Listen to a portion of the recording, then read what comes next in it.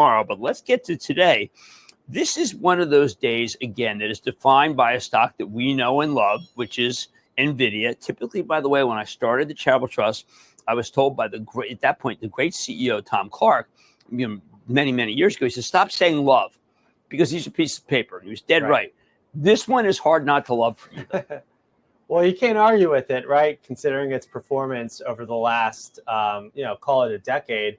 Hits $2 trillion in market cap today. So it's now number 3 behind Microsoft, Apple. So it's now past Amazon, Alphabet, Meta. And it was $100 billion just a few years ago. And that freaks people out. And they shouldn't, because if you have a product that is quite different from when the stock was at 100, why should it be at like 150 billion?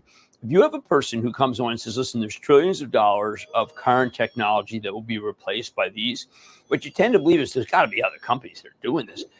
Lisa Su's got a competitor at AMD, but it's nowhere near as powerful as, and although there are studies that look like the powers together, but it's the software stack that really distinguishes things. And what I found so fascinating about yesterday's rally, it just wasn't Nvidia that was higher. It just wasn't the cloud service providers, the Amazons, the Metas, the Microsofts that buy their chips that were higher. There's really this whole ecosystem around data centers, around artificial intelligence, generative AI.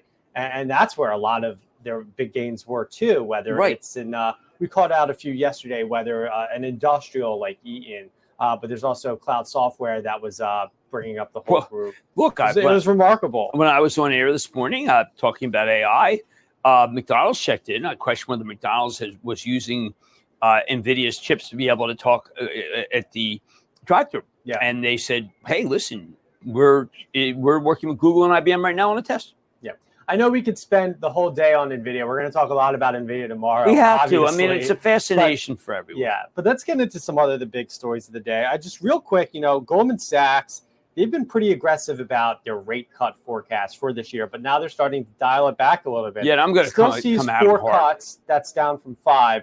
But the first one starting in June. Previously, they were looking at May, and that makes sense. We have seen an uptick in inflation data. I know you were tweeting earlier this morning, just so many strong data points about the economy. I mean, when you go, what you should be targeting if you're the Fed is this idea that are people just spending money and their balance sheet not being hurt that bit, but are people just being huge spenders? And if you go by the consumer price index, there's actually an item for entertainment, for tickets.